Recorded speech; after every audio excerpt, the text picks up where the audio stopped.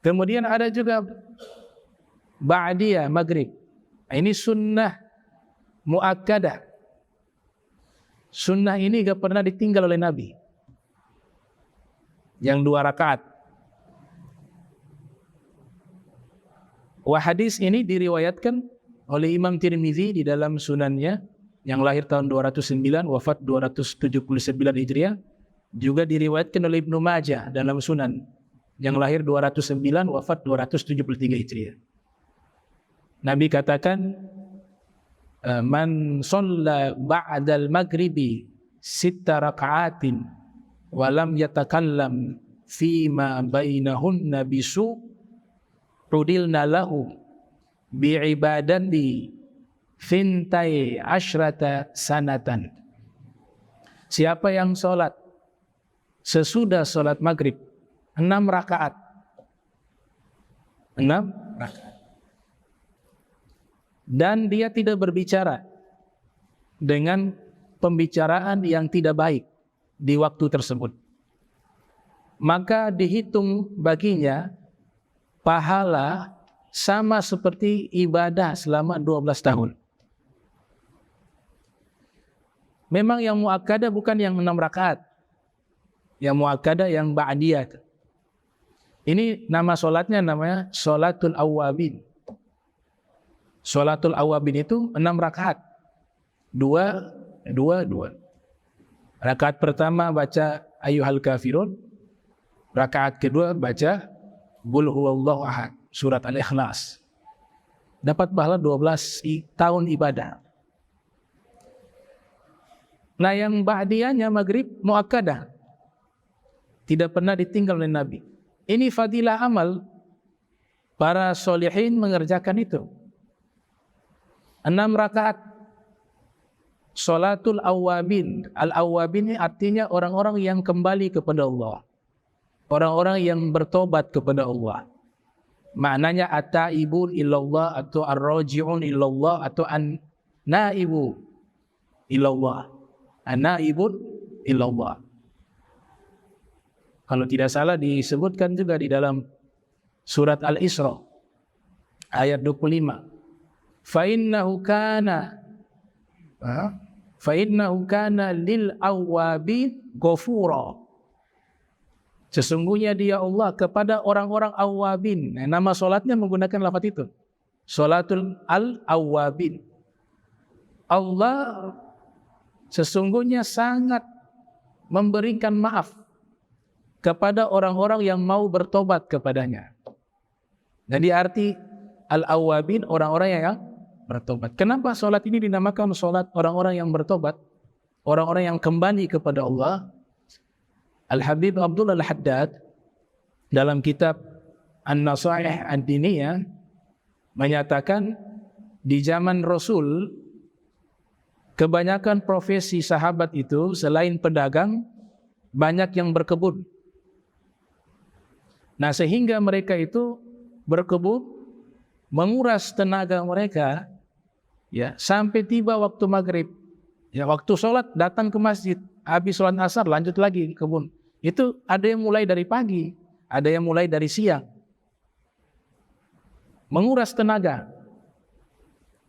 Tiba waktu maghrib, mereka sholat. Mandi, kemudian datang ke masjid sholat. Nah, biasanya habis sholat maghrib, banyak yang pulang istirahat. Mereka tidak tidur tapi istirahat. Karena waktu Isya di awal-awal masa Islam, atau di zaman Nabi itu Isyanya agak malam. Sehingga banyak yang luput dari sholat tersebut. Sholat 6 rakaat itu banyak yang mereka luput. Mereka berpikir nanti Isya saja sekaligus istirahat. Karena memang wajar mereka kecapean. Karena pada waktu itu banyak yang istirahat, sedikit saja yang sholat 6 rakaat, maka dinamakan mereka orang-orang yang mengingat Allah dan kembali kepada Allah. Makanya diberikan pahala 12 tahun ibadah. Sebenarnya kita beda. Di zaman kita jasa lelah mereka. Apa susahnya? 2 rakaat, 2 rakaat, 2 rakaat. Baca Al-Kafirun, Al-Ikhlas. Dapat pahala 12 tahun ibadah. Kalau dikasih uang mau yang banyak. Gak ada yang mau sedikit. Kasih 1 juta sama 50.000. Semua pilih yang 1 juta. Timbang ibadah pahala, yang dikasih 12 tahun, dia gak ambil. Dia ambil yang di bawah itu 2 rakaat. Bahkan tidak sholat ba'diyah lagi. Nah ini aneh. Kalau yang dunia dia mau yang banyak. Kalau yang akhirat dia pilih yang paling sedikit. Nah ini sholat disebut salatu al-awwabin.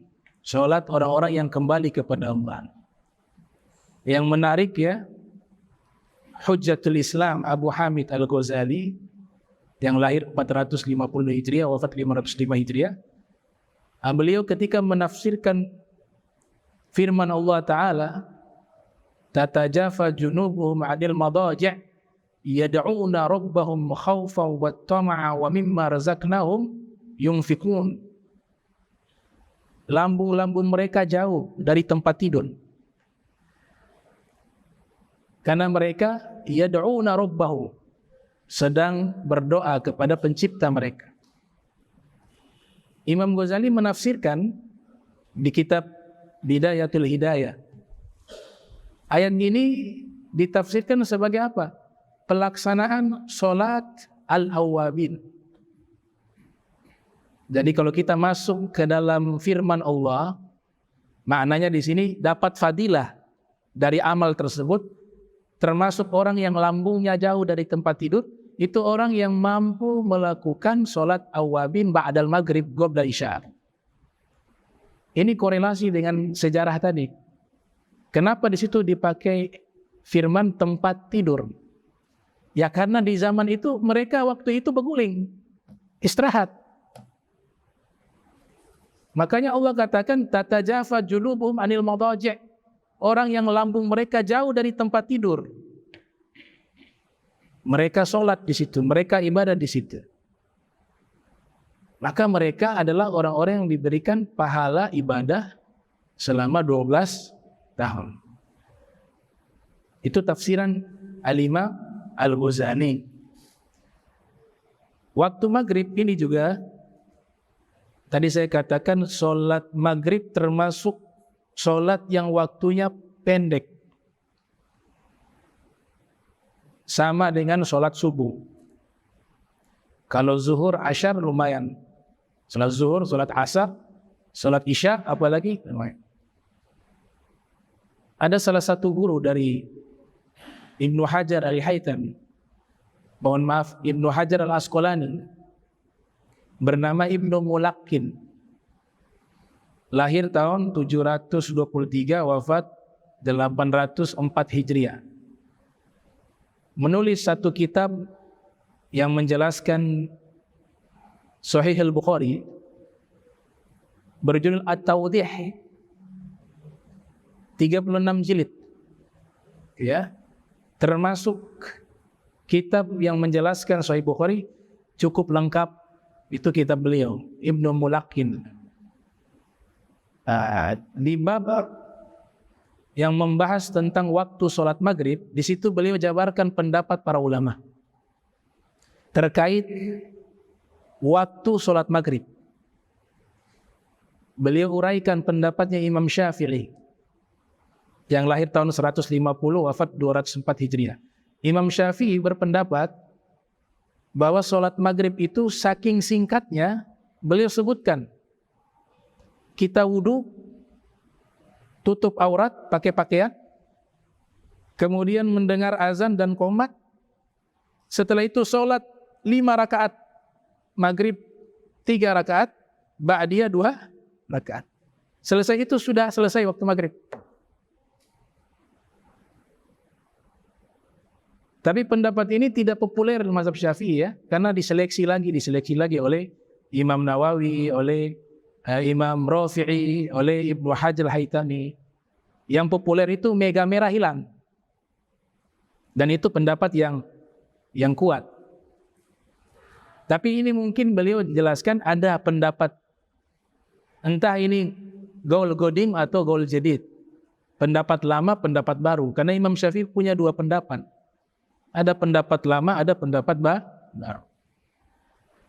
Mungkin saja ini pendapat lama, karena mayoritas ulama-ulama Syafi'iyah berpendapat bahwa waktu maghrib itu selesai ketika mega merah hilang. Awalu waqtil maghribi ghurubu syams wa akhiruhu ghurub asy-syafaqil ahmar. Awal waktu sholat maghrib tenggelamnya matahari. Akhir dari sholat maghrib mega merah hilang. Ini pendapat yang dikukuhkan dalam mazhab Syafi'i. Dan ini diikuti juga oleh Imam Malik, Al-Imam Auza'i. Imam Malik lahir tahun 93, wafat 179.